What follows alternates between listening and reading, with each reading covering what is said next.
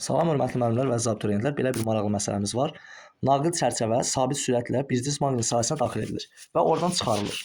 Çərçivədə yaranan induksiya elektrik hərəkət qüvvəsinin zamanla qrafiki deyir hansıdır? Baxın, çərçivə əvvəlcə maqnit sahəsinin xaricindədir. Bilirik ki, elektrik hərəkət qüvvəsi epsilon bərabərdir mənfi delta fi bölünsün delta t üstü ilə hesablanır. Həmçinin fi də bərabərdir bs kosinus alfadır.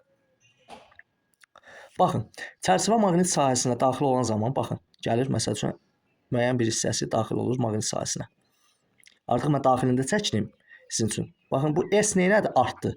Baxın, bu S artırsa, fi də artır. Fi artırsa, avtomatik elektrik hərəkət qüvvəsi də artır. Elektrik hərəkət qüvvəsi yaranır daha doğrusu.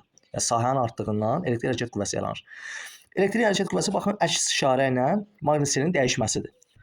Onda, deməli, artırsa, əks işarə ilə, baxın, elektrik hərəkət qüvvəsinin yaranması. Artıq maqnit sahəsinin daxilində olanda bu çərçivə sabit V sürətlə hərəkət olduğundan nə S dəyişmir, nə B dəyişmir. Ta ki, gəlib baxın bura çıxana qədər. Baxın bura çıxana qədər. Burada artıq yenə boş sahəmiz var və deməli sahə dəyişir, S dəyişir. S neyinir? Azalır. Fi bərabərdir BS düsturundan S azalır.